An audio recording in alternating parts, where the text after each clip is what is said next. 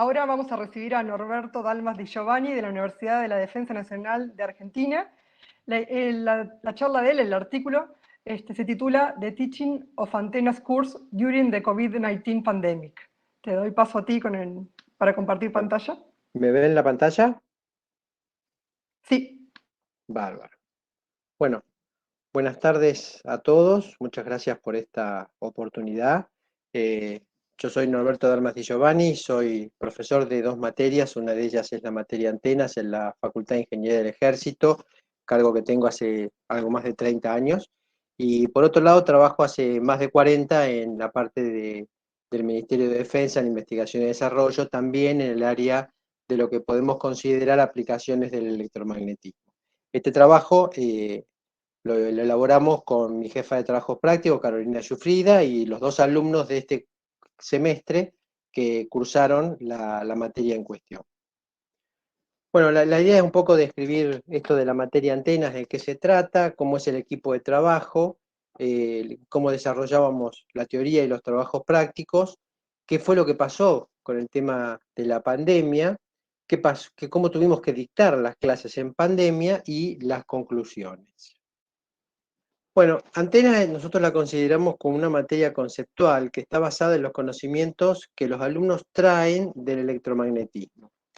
El equipo de trabajo, bueno, yo como docente, con mucha experiencia en estos temas y otros tópicos asociados, y la jefa de trabajos prácticos es especialista en simulación de sistemas irradiantes. También trabaja, además de ejercer la docencia, en un organismo de investigación y desarrollo. La unión de estos perfiles permite una enseñanza desde la real aplicación profesional de la materia. Hago un pequeño paréntesis respecto del alumnado. Por ser la Facultad de Ingeniería del Ejército, hay alumnos militares, pero también hay alumnos civiles. Esto hace que hay dos mundos en el aula bastante interesantes, porque el militar que viene a estudiar la carrera de ingeniero militar, en general es un militar que ya está cursando su tercer o cuarto escalón dentro de su carrera militar. O sea, es una persona que ya ha tenido experiencia en conducción, en dirigir equipos de trabajo, experiencia laboral. Y los estudiantes, en general, son estudiantes, los estudiantes civiles, bueno, que vienen como cualquier estudiante civil, con muchos menos años. Entonces está el aplomo del que ya más o menos conoce, y está el empuje y el ímpetu que a veces le pone la gente más joven. Y eso, generalmente bien utilizado, se llega, digamos, a buenas conclusiones. En este cuatrimestre en particular teníamos un alumno militar y un alumno civil. ¿Cómo manejamos tradicionalmente el proceso de enseñanza de esta materia? Un aula estándar donde se imparte la teoría y los conceptos de cada tema. Se apoyaba en trabajos prácticos que hacíamos en simulación en laboratorio, donde los alumnos tenían contacto con un simulador profesional, y de esa forma todo lo que se iba viendo en el aula se iba trasladando, ¿no es cierto?, a la simulación. Y después, acceso a material concreto, ya sea material que aportábamos nosotros al aula, vale decir, antenas en concreto, y por el otro lado, a veces visitas a laboratorios que los acerca a los alumnos con la disciplina en sí de funcionamiento. Hay que entender que esta materia, dentro de lo que es el ámbito de la ingeniería electrónica, aparece como muy descontextualizada del resto de la electrónica en sí. Hoy la electrónica en sí está basada en el desarrollo de líneas de software para poder hacer prácticamente cualquier tipo de aplicación. Tenemos un celular con un potencial fabuloso, que es chiquitito, que lo llevamos en un bolsillo, y la parte de simulación de estudios electromagnéticos lo pone al alumno o al profesional frente a una condición de tener que entender lo que no ve, como las ondas, de tener que estar viendo una asociación con otras disciplinas, como por ejemplo la mecánica, como por ejemplo los distintos materiales, que va llevando a que el alumno tiene que empezar a pensar distinto. Por eso es tan importante esto de acceder a material concreto. O sea, la teoría en el aula les muestra una antena particular, la simulación en el laboratorio les permite modelizarla, construirla, analizarla, hacerla funcionar, pero cuando ven el material concreto, en una frecuencia mide varios metros de tamaño y en otras frecuencias mide algunos milímetros. Y eso hace que sea necesario el disponer de estos tres partes. ¿Qué pasó cuando apareció la pandemia? Bueno, le pusimos un barbijo a la enseñanza, lamentablemente. ¿Qué hicimos con la teoría en el aula? Bueno, fue más o menos fácil trasladarlo a la casa de cada alumno y a la casa de cada docente. Eso, de alguna forma, con las limitaciones del caso y los aprendizajes que todos tuvimos que hacer, sobre todo el año pasado, lo fuimos llevando más o menos dentro de lo esperado. ¿Qué pasó con la simulación en el laboratorio? No se podía hacer porque tenemos un convenio con una empresa proveedora de software profesional que de alguna forma nos daba licencias gratuitas para uso estudiantil, pero tenían que estar instaladas en el laboratorio de la universidad. Eso directamente no se podía hacer porque no había acceso a los laboratorios. Y lo mismo ocurría con el acceso a material concreto, es decir, les puedo decir a los alumnos que busquen sitios web para poder entender una marca, una firma, una foto, o yo aportar, pero no es lo mismo que tener la antena en la mano y darse cuenta de cómo es el elemento que estoy diseñando. ¿Qué hicimos con la simulación en laboratorio? Bueno, por suerte, la empresa proveedora de las licencias académicas del software FECO, que es el que usamos, nos otorgó permiso para que el programa lo podamos instalar en las máquinas personales, tanto de los docentes como los alumnos. Esto fue una gran ventaja, tuvo como desventaja que el programa necesita recursos informáticos importantes y a veces los alumnos no los tenían, digamos, con todas las necesarias, pero dentro de todo pudieron trabajar. Entonces, esta parte del proceso de enseñanza-aprendizaje se podría decir que casi sin alteraciones se permitió que se pueda llevar parecido a los periodos de las clases sin COVID. Claro, nos quedaba esta pata de las tres de la mesa. O sea, ¿qué hacemos con el material concreto? ¿Cómo hacemos para que el alumno tome contacto con algo concreto? O sea, algo que le permita realmente dimensionar los problemas. Entonces, necesitábamos profundizar esa relación multidisciplinaria que es motivada por las diferentes frecuencias de operación, aunque la antena sea la misma. O sea, había que acortar esa distancia entre la simulación y la realidad. O sea, había que encontrarle una vacuna, un paliativo al virus. Y buscamos un caso concreto de aplicación. Hay que tener en cuenta que estas nuevas generaciones de alumnos de los últimos 10 años prácticamente nacieron con el software. Entonces, cuando uno les da un software de aplicación, por más complejo que sea, por más profesional que sea, el alumno actual rápidamente se pone a tiro con cómo funciona. Modela, dibuja, simula, hace correr el programa, le cambia parámetros y todo. Lo que no está en capacidad es de entender si lo que está teniendo arriba de la mesa o en la pantalla de su computadora como resultado era un resultado esperable. Entonces, ahí es importantísimo que en estas disciplinas de las cuales cada vez somos menos, pues toda la parte de radiofrecuencia está teniendo, digamos, serios problemas para conseguir recursos humanos capacitados, es importante que el docente esté imbuido en esa realidad y pueda de alguna forma trabajar.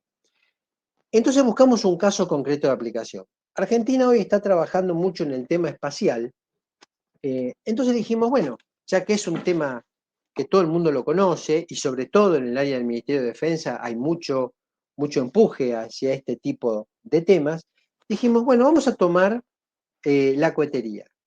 Y si bien, por lo menos yo he participado en muchos proyectos coheteriles, vamos a buscar algo que sea concreto, actual, que podamos incluso hacer algún aporte. Entonces contactamos a esta empresa, LIA Aerospace, una empresa pequeña, formada por gente joven, formada por gente con muchísimo empuje, que está intentando hacer un lanzador satelital de acá a unos cuantos años, pero ya hicieron volar un par de cohetes menores, ya probaron los motores, ya han hecho algunas experiencias interesantes, y entonces le dijimos, bueno, vamos a trabajar sobre uno de los prototipos. No usamos exactamente las mismas dimensiones, usamos cosas aproximadas, especialmente porque, bueno, hay un tema de de protección industrial sobre las cuestiones, pero bueno, ellos también autorizaron que podamos presentar los resultados.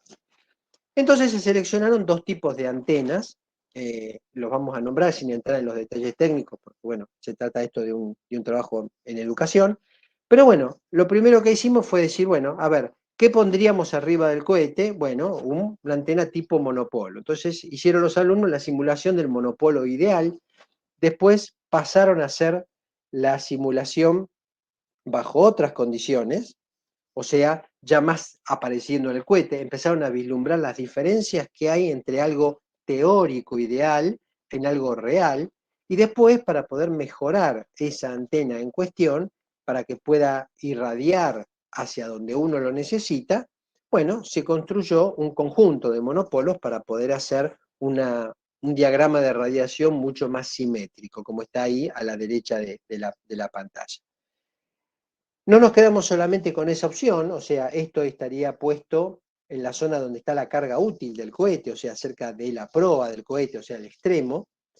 Y después trabajamos también, si es que logro que cambie, ahí está, de colocar una antena sobre la aleta. El desafío de la antena sobre la aleta fue que la aleta es de material compuesto, la simulación se complicó por el hecho del agregado de materiales dieléctricos junto con materiales conductores del fuselaje. Tuvieron que trabajar sobre distintas técnicas, pero esto también llevó a que lograran, con esa simulación y con mucha interacción con nosotros como docentes, lograr entender qué es lo que estaba ocurriendo con el modelo que estaba simulando, que al principio no daba los resultados esperados, aunque ellos no podían darse cuenta. Y logramos esto. ¿Cómo hacemos que todo esto vaya a la realidad? Bueno, nos faltaba una parte más, que era pensar en una estación que vaya en tierra para poder hacer, digamos, el enlace. Y optamos por hacerles hacer una simulación de una antena de este tipo, que es una antena por ahí no dentro de lo más tradicional de lo que se usa, pero que tenía ciertas dificultades también con la simulación. Hasta acá, esto puede ser un trabajo práctico cualquiera, pero para cerrar el trabajo, lo que hicimos fue convocar a los profesionales de la empresa Aerospace y les hicimos a los alumnos que preparen una presentación con todo el trabajo que hicieron. Lo cual fue una cosa bastante interesante, porque en ese lugar los alumnos no es que estaban frente a los docentes que le iban a corregir el trabajo práctico, ver la presentación o un proyecto. Estaban frente a profesionales de una empresa que de alguna forma eran los clientes reales que podían llegar a estar interesados en el trabajo que ellos habían hecho. O sea, tuvieron que realizar una tarea de relevancia, dado que el ejercicio, los resultados y el cliente eran reales, y las preguntas que les hicieron también eran reales y también tuvieron que contestarlo, especialmente porque en la empresa los profesionales que estaban no eran expertos en electrónica o en comunicaciones, eran los aerodinamistas, eran los que diseñaban el cohete, y entonces las preguntas que hacían eran las que muchas veces nos enfrentamos en estas situaciones, y es la problemática de hacer funcionar un elemento, como en este caso una antena, entro en un contexto, en un entorno donde tengo un montón de situaciones que son limitantes y que me hacen cambiar permanentemente lo que yo quiero hacer. Y durante el intercambio también apareció información de cómo la empresa debería encarar un diseño de antenas y cuáles son las variables que deben tener en cuenta. Cosas que ellos también ignoraban, y en las pruebas que habían hecho habían tenido cierto inconveniente porque tomaron la antena, que era un componente que lo pongan donde lo pongan, iba a funcionar exactamente igual. Bueno, como conclusiones, la pandemia, bueno, obligó a cambios en la enseñanza de una materia que necesita el contacto directo de alumnos con material concreto. El acceso al software de simulación permite fundamentalmente el tener contacto con el mundo real, pero no alcanza si no hay experiencia concreta en el tema para poder analizar y entender lo que está haciendo el simulador. Que haga lo que haga, en general, siempre me va a dar algún resultado. El valor agregado que tiene un cliente real con un problema de ingeniería concreto le cambia a los alumnos la óptica clásica de cualquier problema que yo pueda tener en el aula, y en el que de alguna forma, por más real que sea el problema, lo presenta el profesor y el alumno lo toma como un problema más. En estos procesos resulta imprescindible que el cuerpo docente pueda realizar un seguimiento de los resultados, ya que la simulación dará un resultado, pero no siempre es el más correcto y el alumno no tiene la experiencia para poder tener la capacidad de análisis necesaria. Y si bien este proceso no reemplaza el contacto con material concreto o prácticas en mediciones, bueno, hemos podido salvar todas las limitaciones que aparecieron con esto de las limitaciones puestas por la pandemia. Bueno, agradecemos fundamentalmente a estas dos empresas, Altair FECO por la provisión de software y a Leo Aerospace por habernos permitido utilizar sus modelos de cohete en la experiencia y haber tenido un excelente contacto con los alumnos, porque no fueron en algún aspecto contemplativos por ser alumnos, pues el pedido que le habíamos hecho había sido que se comporten como si estuvieran recibiendo un proveedor cualquiera, y no alumnos que estaban en proceso de formación. Así que bueno, hasta acá es todo lo que tengo. Quedo abierto a cualquier tipo de pregunta que quieran realizar y nuevamente les agradezco la oportunidad. Muchas gracias, Norberto, por tu presentación. En lo personal me pareció muy interesante porque casualmente yo integro el grupo de docentes del curso de antenas y propagación de nuestra facultad. Entonces, junto con Benigno, que justo lo vi, Benigno Rodríguez, que lo vi en la audiencia, que es el docente responsable del curso, por eso es que me gustó mucho y me interesó mucho. Y dado que no estoy viendo preguntas, te voy a hacer dos preguntas. Una es, en una eventual vuelta a la normalidad, digamos, a la presencialidad, ¿qué cosas de la experiencia que tuvieron con este curso, en esta modalidad, la piensan seguir implementando?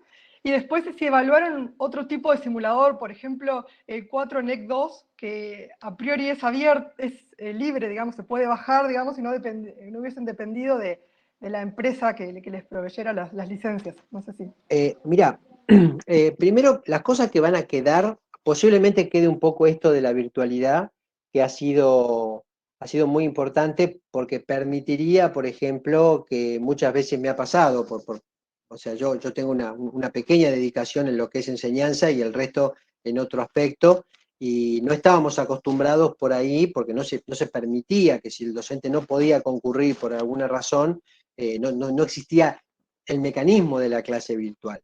Hoy en día realmente hemos tenido hasta reuniones, charlas con algún alumno que estaba, digamos, aislado por un poco de COVID o algo parecido y el alumno ha podido tomar clases. O sea, eso realmente creo que es lo que va a quedar. Creo que del resto, o sea, eso de tener contacto con empresas, llevar a los alumnos a visitas, llevármelos al instituto a hacer mediciones de antena, ver las instalaciones, eso lo vamos a seguir haciendo, porque sabemos que eso es precisamente lo que suma mucho, es un valor agregado que les da un dimensionamiento muy, muy importante a los alumnos.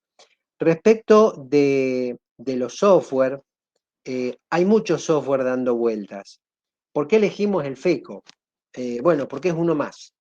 Es uno más que hay una muy buena relación con la empresa. En una época, hasta que falleció el año pasado, teníamos un representante acá en la provincia de Córdoba y realmente bueno, nos ayudó muchísimo, pero no fue el único software que nosotros tenemos acceso. O sea, la jefa de trabajo práctico, Carolina, utiliza HFSS en el lugar donde ella trabaja. En donde yo trabajo tenemos ST, tenemos WIPLD, o sea, todo software muy profesional. Los otros, tanto el NEC 2, el SNEC, todos estos, tienen la ventaja de ser totalmente abiertos. Lo que pasa es que vos para poder simular adecuadamente, necesariamente tenés que medir, porque, y otra cosa que pasa, sobre todo estos software que son muy profesionales y que trabajan sobre superficies de simulación, hay todo un tema con cómo yo hago la simulación, cómo yo hago el famoso mesh para poder separar en pedacitos la estructura, cómo considero la estructura en cuanto la parto, cómo la partición en función de los recursos informáticos que realmente tengo disponibles. Y para eso es importantísimo disponer de la mesa de ayuda, vale decir, de las licencias activas. porque si no, no podés trabajar. Y nos ha pasado en el ida y vuelta, o sea, nos ha pasado decir, bueno, vos sos del área de antenas, decir algo tan simple como simular un parche, ¿no? Una antena tipo parche, un patch. Y uno dice, y bueno, tengo una herramienta que me permite poner un rectángulo metálico. Tengo la misma herramienta que le pongo arriba un rectángulo de dieléctrico. Después pongo otro rectángulo metálico, le pongo un puerto, le pongo un generador y le hago calcular. Y lo que estoy esperando recibir es cualquier cosa diferente frente a lo que me aparece. Y cuando uno habla con la mesa de ayuda y le manda lo que hizo y después la mesa de ayuda me lo devuelve, me encuentro con que me lo rompió en pedacitos, me lo particionó, porque según dónde va el port, según... Entonces, todo eso es un tema de aprendizaje, digamos, permanente. Y nos ha pasado al revés. Hay dos software que tenemos que tiene un módulo que permite trabajar sobre modelos humanos. Nosotros estamos trabajando sobre radiación de modelos, sobre modelos humanos en varias áreas parecidas. Y resulta que nosotros hicimos unas simulaciones, nos dieron un resultado, después pasamos al laboratorio, metimos el fantoma en la cámara anecoide, lo irradiamos, lo medimos, vimos la diferencia de temperatura, y no se parecía en nada a lo que estaba calculando el software. Entonces le mandamos a esta gente y dijimos, mire, está pasando esto, y ellos nos contestan diciendo, sí, acabamos de descubrir que teníamos un error en la modelización nuestra, dice, porque, y bueno, gracias a ustedes, sí, gracias a ustedes fue muy lindo, pero me hubiera gustado que me hiciera un descuento en la licencia, pero, Sí, claro. pero no ocurrió eso. Pero hay que tener más de un software para poder tener en claro para qué me sirve cada uno. Yo hace unos años fui a visitar la empresa. Perdón, Sí, Norberto, que te corte porque para estamos seguir con pasados, el listo. cronograma me Ok, van a matar. Sí. no, está, Pero muy está, interesante listo, todo. listo. Muchas Pero gracias. La seguimos al final. quedo a disposición, Claudina, para que nos contactemos para lo que podamos ayudarnos. Perfecto, perfecto. Dale, Muchas un gracias. gusto. No, Y gracias a nosotros ustedes. también usamos otro tipo de software, que también, de los que nombraste, hay algunos también, como Bárbaro. para